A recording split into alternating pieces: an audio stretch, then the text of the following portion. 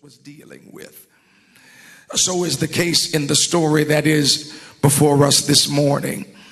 When you really understand and put this story in its exegetical context of the Gospel of Mark, you will understand that this story is bigger than Mark giving us an example of the supernatural power of Jesus.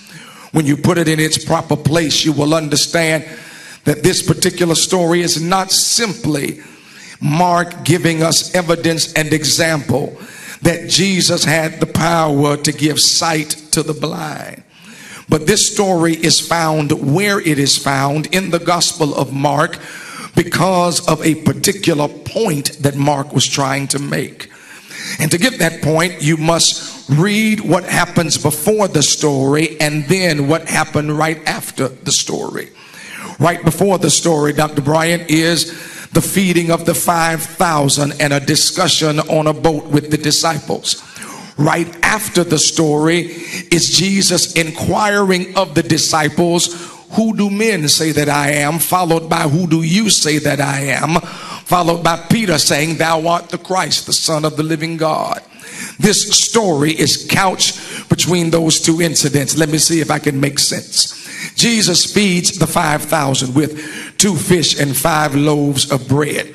That story ends by saying that after the miracle was over, when the disciples get ready to get into the boat to cross the water to the other side, there were 12 baskets of leftovers, which means there was 1 basket for every disciple. The word of the Lord goes on to say that when they got in the boat, in their excitement, they accidentally forgot to bring 11 of the baskets. So they get on the boat with only 1 basket. These are 12 hungry black men who have been hungry for a long time now. They held their hunger long enough to help Jesus work a miracle. They are happy because each one of them has their own basket to quench their hunger. They get on the boat and have left 11 and only got 1 basket. So you got 12 black men who are hungry, looking at 1 basket of leftovers, trying to figure out how to divide it up so everybody gets something to eat. They begin to argue amongst each other about how they're going to eat, how they're going to quench their hunger, when not only did they leave 11 baskets, watch me, but in the one they have, there is no bread. Jesus hears them having a discussion about bread, and he uses that bread to segue into a discussion about the leaven of the Pharisees. But they are so consumed with their hunger that they do not hear the warning. Jesus then, watch this, begins to get on them by saying to them, "Why in the world are you arguing about how you're going to get fed? Why in the world are you in a tizzy of anxiety about how this is going to happen, when you all just were with me and I fed more than there are with you, than less than you've got in this basket?"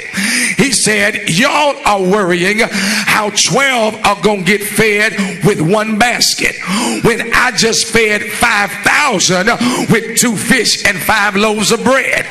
If you really knew who I was, you would not be anxious over what's going on, but you would say to me, "Jesus, what you just did on the shore, we need you to do on the sea, because if I did it before, I can do it again."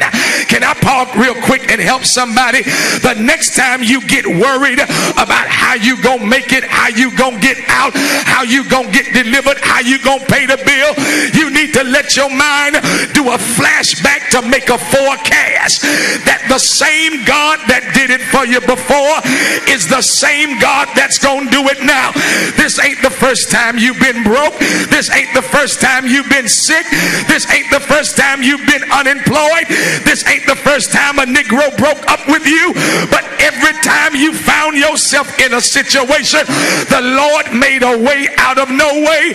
So he says, if you really know who I am, instead of getting anxious, you need to say, "God, what you did before, I dare you to touch 3 people and tell them, if he did it before, he'll do it again.